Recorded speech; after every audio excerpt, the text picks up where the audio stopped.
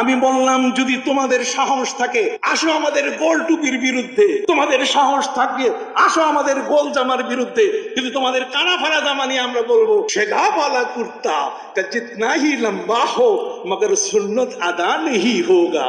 অতএব সিনা দরবারের কোন আমলকে কটাক্ষ করার এই বাংলাদেশ নয়, পৃথিবীর যত ধরনের পণ্ডিত ব্যক্তি আছে তাদের পক্ষে কখনোই মোকাবেলা করা সম্ভব হবে না।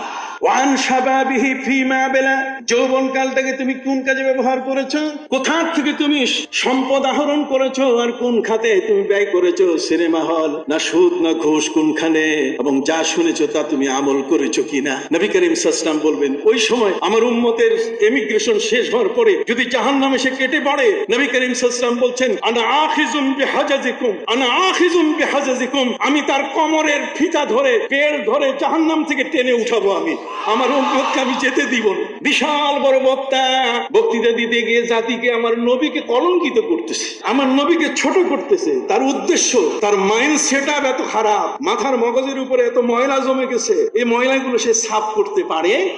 খালি লেখাপড়া করছে, বিশাল বড় বড় ডিগ্রি, কিন্তু জমে আছে বিশাল কি ময়লা। কাপড় ময়লা পড়লে সাবান দিয়ে ধুইতে হয়, লোহা যদি ময়লা ধরে এটা রেয়ার দিয়ে ঘষতে হয়, আর আকলের যদি ময়লা পড়ে আল্লাহর ওলিদের কাছে যাইতে হয়, একেবারে সাফ সুফ করে দেয়, পরিষ্কার করে দেয়। এটা পরিষ্কার করলে তখন তার কথা ঠিক হয়, তার চলা ঠিক হয়, তার উঠা বসা আচার আচরণ, তার সবকিছুতেই সে নিয়ন্ত্রণে চলে আসে।